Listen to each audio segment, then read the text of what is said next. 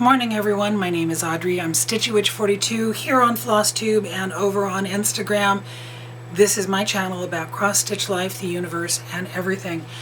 And I want to start off today because it is Wednesday, the 22nd day of May 2024, and wish Colleen, one half of Stitching with the Sisterlies, happy birthday. That's it? That's all you get? No, there's more. Okay, what have I been up to in the last couple of weeks? Well, health issues have continued. They've taken a different route. My last video I talked about going on a road trip, being kidnapped by Anna and Cheryl, Stitch Roadies, and the other half of Stitching with the Sisterlies. And when that weekend started, I was having some discomfort in my back on the left side and the left side of my abdomen, and my skin felt sensitive and itchy, and it was like, it's weird. So I got home from the weekend and the symptoms kind of went away Sunday night, but they were very much there again Monday morning. And of course it took me till Thursday to actually call my doctor and go in. And I saw my PA and she asked what's going on, and I told her what I'm feeling and everything. And you know what she said to me? She goes, Audrey, if you were to come in and just say I need a strep culture, we'd be happy to do this. Why are you doing this other stuff? I don't know. Anyway, it turns out after she sent me to have a CT scan, because that seems to be what they do with me anymore, I have diverticulitis. If you've ever had diverticulitis, I am so sorry. It's miserable and it sucks. If you've never had it, I hope you never experience it, because it's miserable and it sucks. She put me on 2 10-day courses of antibiotics, and of course they had to be taken at different times, one every 8 hours and one every 12 hours. And I had alarms going off on my phone right and left over the 10 days, and luckily for me I was smart enough to label my alarms, so it would say 2-time pill, 3-time pill, and I labeled the bottles 2-time pill, 3-time pill, and an alarm would go off and mark, go, which one? 2-time, 3-time. It was miserable. I'm feeling better. I see my doctor for a regular appointment at 11 this morning, so I thought I'd get on here early and get this recorded. But I'm feeling better, but there's still the sensitivity here on the side and the itching. Okay. I know that when you're...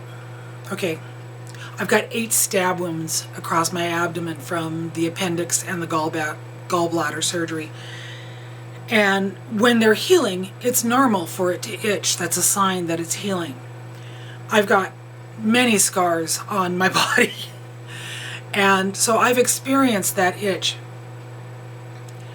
What I don't understand is why the skin feels sensitive and then it will feel itchy. If it's healing on the inside, why does the skin feel itchy? It's a question I'm going to ask when I go see my doctor at 11. But that was like the start of the past 2 weeks. And I spent 3 days feeling really miserable, curled up in my chair, not doing a lot. And I finally sat myself down and I said, Audrey, we need to have a talk. This is not the way I planned on starting my retirement. And this is not the way it's going to continue. Do you understand, Audrey? You need to get yourself into a routine. You need to do things around the house. And then you can come and sit and stitch for a bit, and then you can go back and you can work on something else. But you need to get your butt moving. Surprisingly, I listened to myself. If somebody else told me to do that, I don't think I'd listen, but if I'm telling myself, I'm going to listen because I know I'm serious. So I went upstairs to the library and I thought, what can I start on in here? In the crafting bureau, I have a little snap container that when I'm done with a project, I throw all my flosses in there. I got that snap container up at Acorns and Threads. And I have to tell you, Janine is sneaky. I think I've had that snap container now for a couple of years. When I was up at the store and I saw that she had them, I glanced through them and wandered around, put it down and wandered around and looked at some other stuff. And I noticed her go over to that area out of the side of my eye and not pay any attention. And I wandered around on this side of the store and I was looking at stuff there, and I wandered over to this side and I wandered back over there, and then I went back up there. And here's that same stack of snap trays, only the one on the top now says Mischief Managed. So I picked it up and I bought it because Janine knows me and she saw me look at them, and the right one for me wasn't on the top of the pile, so she made sure it was the next time I went back because she's sneaky. But I love her for it. Anyway, this snap tray holds all my flosses when I'm done with projects. If you're the type of person that puts your flosses away right away when you're done with a project, I'm not sure if we can be friends. Because I know that there are many people out there like me who have this box or a dish or whatever, and they throw them in there until it's so full that they have to do something with it. So I sat down at my table and I sorted them out by colors, and then I pulled out my bobbinated boxes.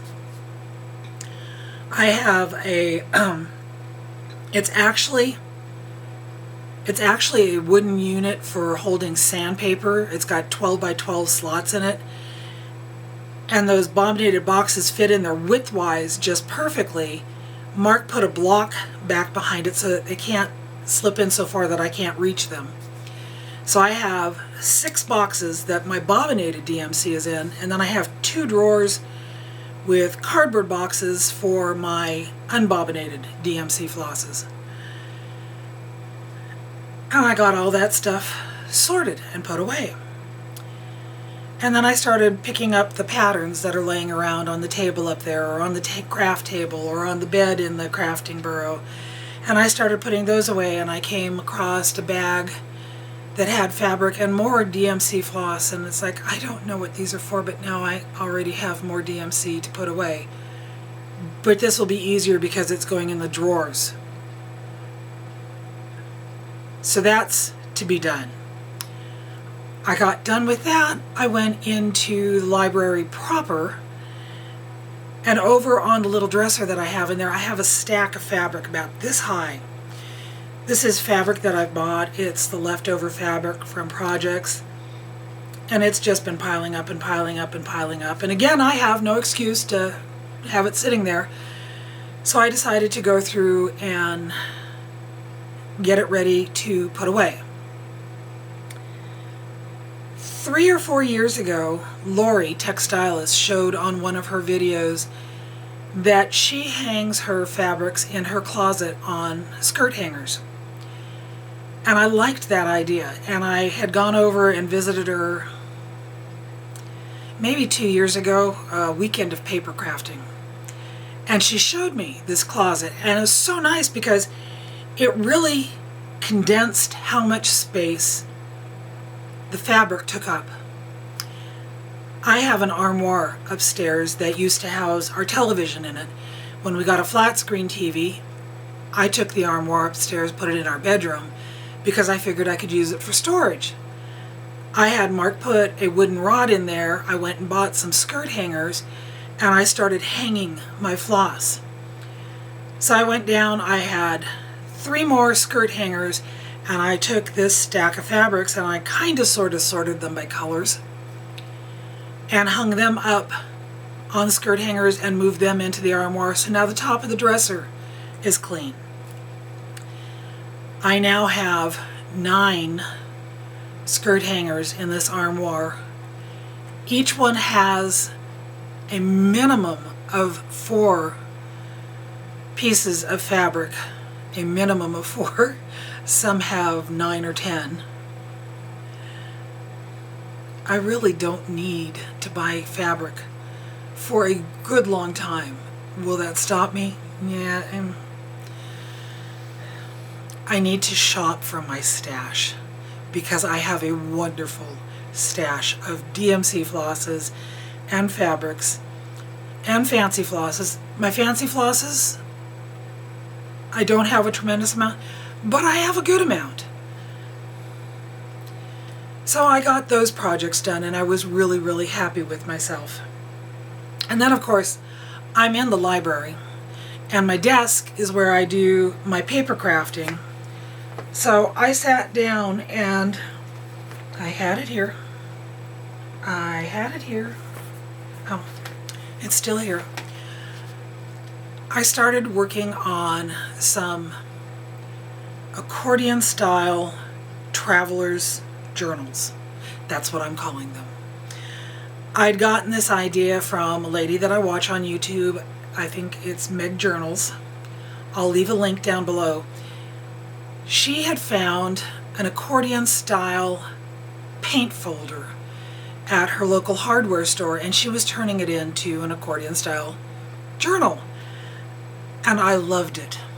And I've got all those manila folders upstairs in my desk and I thought, well, I could use that as the base. And this is what I created. It is accordion style. So it will fold out completely flat. It's got 3 signatures in it. And it's just absolutely gorgeous. And then on the back there's 4 spaces where you can write or do whatever you want. But I thought that maybe this weekend when Mark and Philip are off on an adventure, I can record a video on how I made this. Because my idea, I like making these things. But I thought if I could make a few of them, I might post them on Instagram and sell them. If there was an interest in them. But anyway, that happened. I've got another one halfway finished upstairs. So, working on getting the library cleaned up. And then I came downstairs and yes, I have been doing some stitching. I have 2 finishes. One of them got finished last night. This is Halloween is in the Air, designed by All Through the Night. This was sent to me from Kathy, who has a YouTube channel called To Die House and hasn't recorded a video in ages. But this is what I finished last night. And mine, when I went to pull the colors for it, if I had the recommended fancy floss, I pulled it. If I didn't, I found an equivalent for it or something that I thought would fit. So the original colors that I worked with are these. They are a combination of classic colorworks, Weeks, dye works. There's a Victorian motto in there. There is a DMC in there. And then you remember when I showed you this last time, I did all the outline on the leaves and the vine in the wrong color, and I was just going to leave it. So when I got those all done, and I did all the outlining for everything first from the original colors, when I got done with that, I went upstairs and I pulled my Gloriana silks that I had left over from when I stitched Emily's Bliss.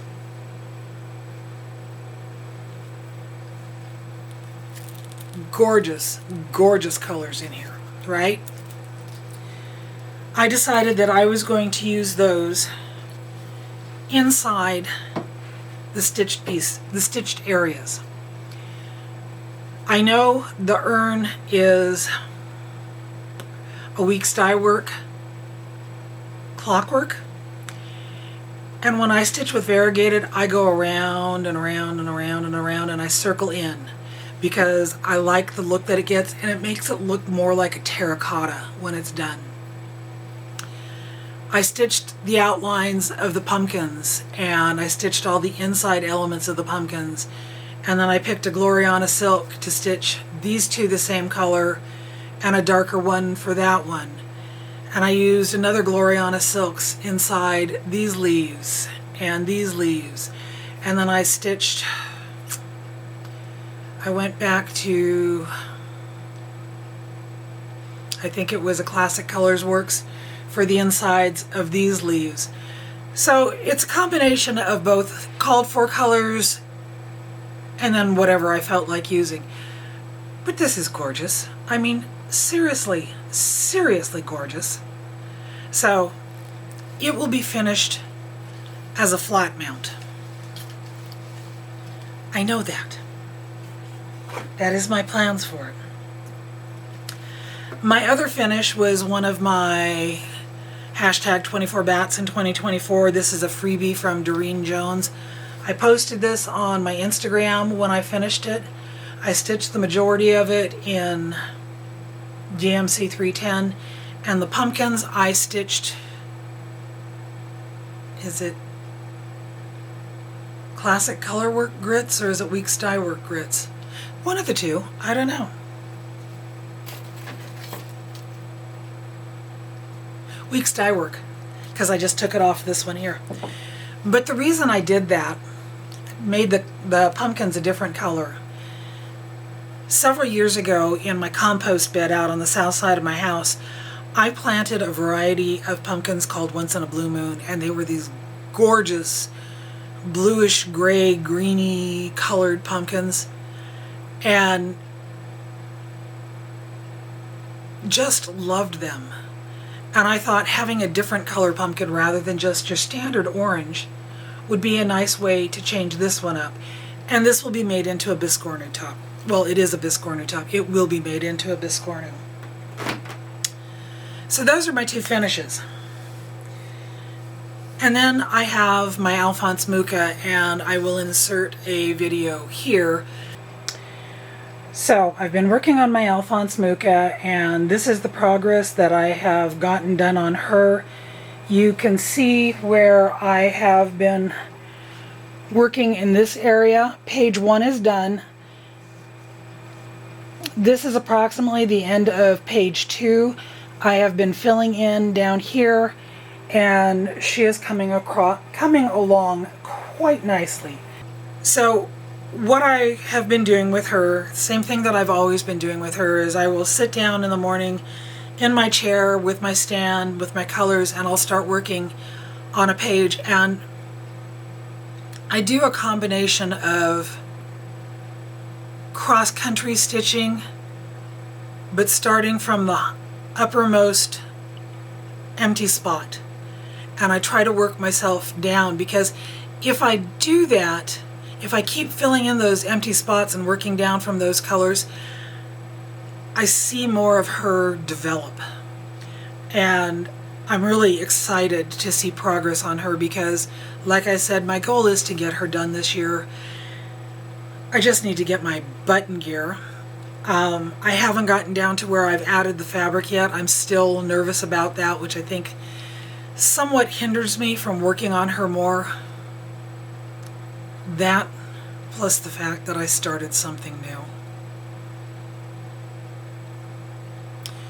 And I'm loving this new project.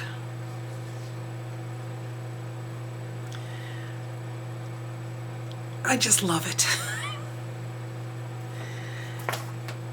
I had seen this pattern when it came, it comes up on Instagram, and I had seen it being stitched, and I loved it, but I wasn't going to stitch it. I wasn't going to stitch it. But then I went up to First Thursday, and Anna had it in her bag. I didn't know that Janine was carrying Lola Crow designs at Acorns and Threads. But Anna had it, and then she showed me the picture of Sarah's finish of it. Sarah is one of the ladies who works at Acorns and Threads. and it was gorgeous. So I turned around and I asked Janine, I said, do you have another copy of that? And she said, I have one. And I said, I want it. What I'm talking about is the Haunted Library. And I showed you the fabric that I was going to stitch it on my last video, the spiderweb fabric. So this pattern, if you look at it, there's a lot of white in there. There's white candles and there's white elements down here and there's the white inside the books. And I was afraid that if I stitched that on that white spiderweb fabric, that it was going to completely disappear. So my idea was, I'm going to tea stain it. And I got myself up one morning and I grabbed the card off the back of it. This is Rogue Stitching sunflower printed fabric. And on the back there's directions.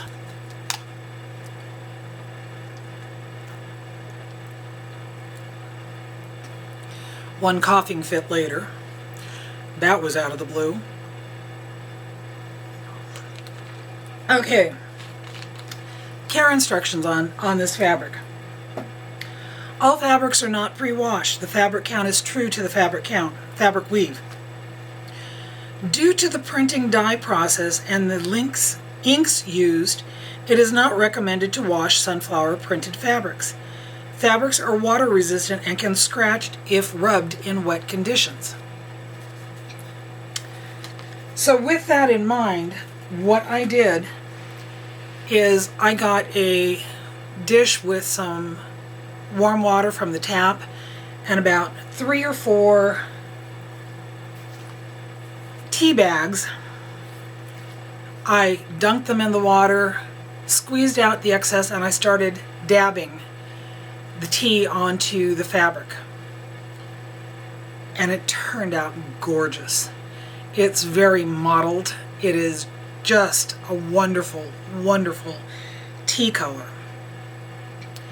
If you have been following me on Instagram, you've seen pictures of this, and it is absolutely gorgeous.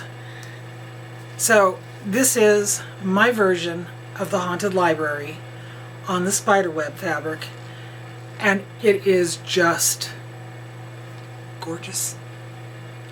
Gorgeous. But this fabric, while it is gorgeous, and I absolutely love it, it's a pain in the seriously, it's a pain in the So I'm going to pause my camera and turn it around into an overhead view because I want to get up close to this so I can show you the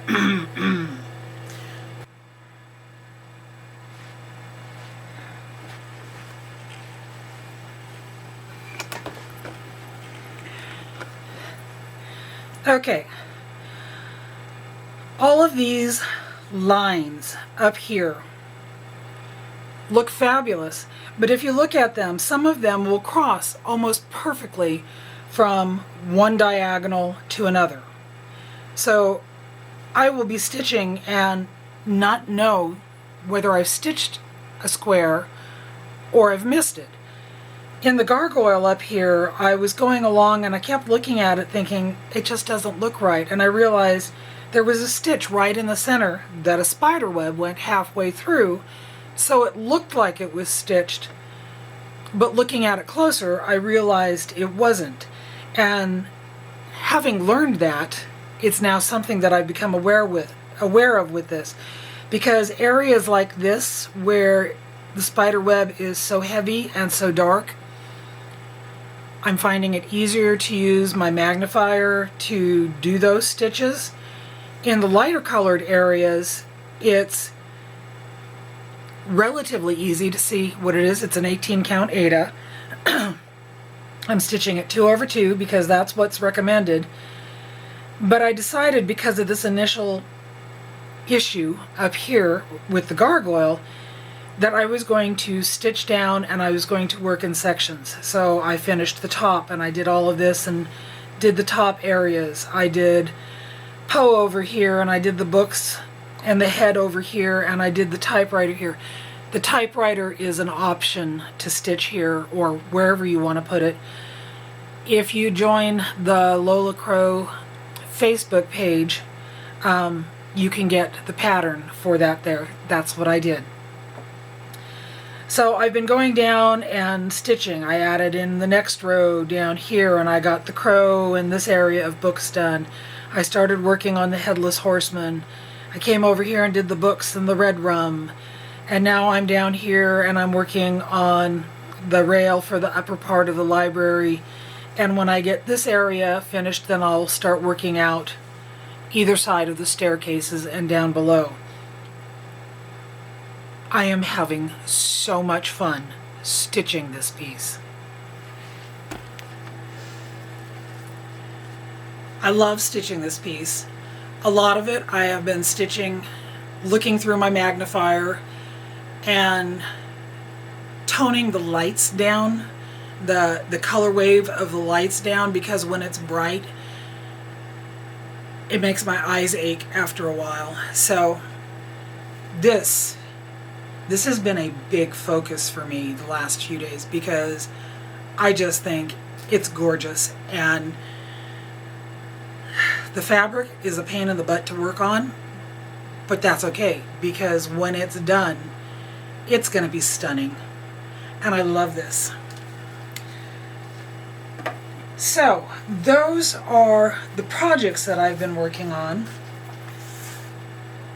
I had a giveaway on my last video and I got up this morning and I drew the names. So for the 2 bags, for the one from the 805 Stitcher, that's going to go to Ida Brandon. Please contact me. My email is always down below, and send me your address. I think I might have it, but it's always good to send it to me again. And for the So Much to Love bag, that is going to Georgie McDougle-Dykes. Again, I think I have your address, but send me an email and I will get those mailed out as soon as I can. I made a purchase. If you watch Amy Loves Toads, you know that she is now making the little frames for holding perforated paper. And I messaged her and I said, when you get around to selling them, I would really like to get one. I stitch a lot of Mill Hill kits, and I've always stitched those in hand, and I don't have a problem with them, but you know, it would be nice. And the frame that she happened to be showing had bats on it, and I've got a couple of bat projects, Mill Hill projects, that I want to get started on soon. So I thought, I need to have one of those. And sure enough, she sent me one of her ones with the bat. This is it. That's her card in the center of it. But this is stunning. I mean, really, the craft work on just making that frame. And it's got the nice magnets in there, so it clicks and holds really quite well. But for right now, it's the frame for Amy's little toad. Thank you, Amy, for making those. Thank you for selling one to me. And then I got a piece of Happy Mail. This lady, I'm not sure how or why we connected, but we did through Instagram, and we do have a connection. I've never met her in person. She lives on the other side of the United States. But every time she sends me a package, it immediately makes me smile. Because they're all decorated. And I know that there's going to be goodness inside this box when I get it. This is the lady who sent me thing. Her name is Stacy. She is Stacy underscore postal stitcher. Postal worker? I don't know. Postal worker. Postal stitcher. I'll link her down below. She's the one who sent me the original thing. And you all know how happy that has made me. So I get this box and it's full of goodies. So many goodies. And I'm not going to go through everything that's in there. But I have to go and I have to show you what's in this box. Plain white cardboard box. What could it be? You know, here recently, in the past year or so, everybody has been buying the jewelry cases and revamping them to use them for stitching. And there's a lot of absolutely wonderful ideas with that. But it never appealed to me. I think they're gorgeous. I love the idea. But, yeah, no. I don't think I'm going to do it.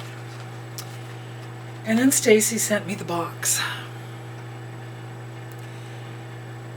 And I opened up the box. And what she sent me is so me. Is a coffin.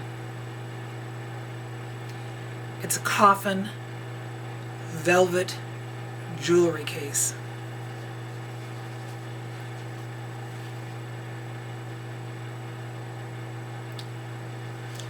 I now have to make a stitchy box.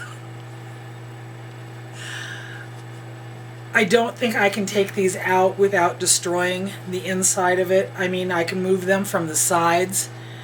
So I'm going to just have to adapt this for something. I don't know what.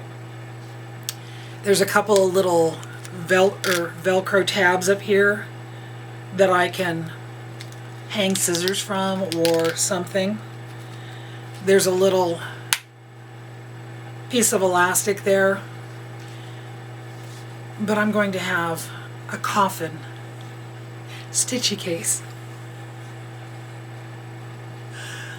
I love Stacy so much. She gets me. I don't know how, I don't know why, but every time she has sent me a box, it has been filled full of just wonderful, wonderful goodness. And this time everything in here smelled wonderful because she sent me some fresh lavender in it. So, oh, and there were skull pins. Some of them will be going in my stitchy box. I have to play with it, but I couldn't do anything with it until I shared it with you because it's a freaking coffin case. I love it. Oh my God, I love it. So, I look around myself and I don't see anything else that I have to talk about.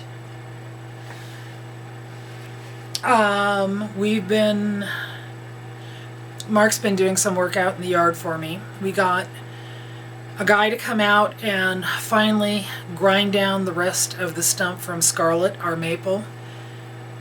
We planted Scarlet, oh my God, I don't remember when we planted it. Scarlet. It was when we first redid the front yard. Mark planted her there. And then the ice storm in 2021. She got overladen with ice and she cracked and broke, and we had like a 5-foot stump out there, which threw out new life on it. It had a limb on there and it was leafing out and everything, but I talked with Cheryl's husband Ed, he's an arborist, and he said, yeah, that happens, but that stump is dead. There was a great big split down the back and fungus was starting to grow there, and he goes, it was just a matter of time. So when they were doing all the road work, we asked the road guys if they could try and take it out with the backhoe. Scarlett fought back and they got it down to ground level.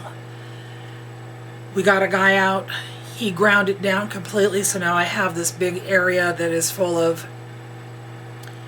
sawdust from the stump, and it needs to be leveled out and cleaned.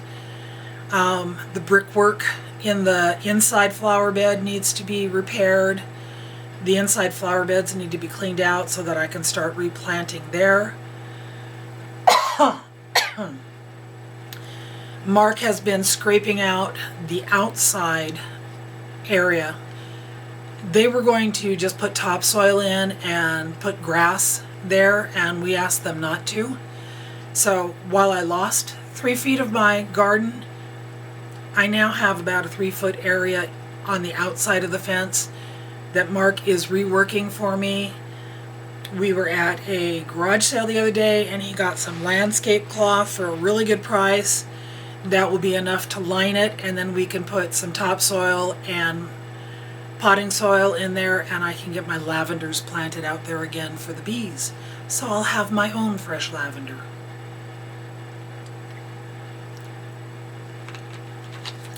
My yard guys have been coming out and working on cleaning and maintaining the yard for me. Generally, my yard looks very rough right now. But the way I'm looking at it is it's going to be a fresh palette for me to start doing the things that I want to do out there. And one of the things that I want to do is, if I'm going to have this fresh palette and I know that I can't get down to the ground, to ground level to work in it, I'm going to start putting some raised boxes and beds in various places there and raise the level of my front garden beds so that I can do these things myself. The backyard, we still have a lot of work to do out there. Mark has gone back to work and will be working throughout this season for paving. So he might not be retiring in August like we had planned. He may work out until November, mostly because of medical bills, because of me. But things are getting started around the yard, and it's going to be a slow process because I can't do it. But if my yard guy can maintain things and keep things out, cut down for me and the weeds pulled, then I can start building the boxes and making the raised beds and doing the things that I want to do. So that's something to be working on when it gets a little bit warmer outside. Yesterday it was so cold outside that I had to turn on the pellet stove again, and you might hear it running. I turned it off this morning, it just hasn't shut down yet. Things are changing around here. I have the time to do things when I feel a little bit better. I'm really hoping the diverticulitis is the last of the health issues. Really, really hoping it's the last of the health issues. But I've been working on things, and hopefully I will get a paper crafting video recorded this weekend and up. Did anyone see the Northern Lights? I know a lot of people have talked about them and posted photos on Instagram. We did see them. In fact, we saw them from our house. We didn't see the vibrant colors from the naked eye, but you could see the waves in the skylight. It was about 1:30 in the morning. The next night we went out because we had learned then that if you use your cell phone on night view, that you get the pictures with the colors, and of course we couldn't see them the next night or the night after that. The Northern Lights is part of our trip up to the Arctic Circle for next year with all the bears. All the bears. I hope that everyone is feeling well. I hope that you're doing the things that you're wanting to do. I hope that you're playing in your gardens. I hope you're stitching all the things. Until we meet again, my friends, live long and stitch on. Bye-bye.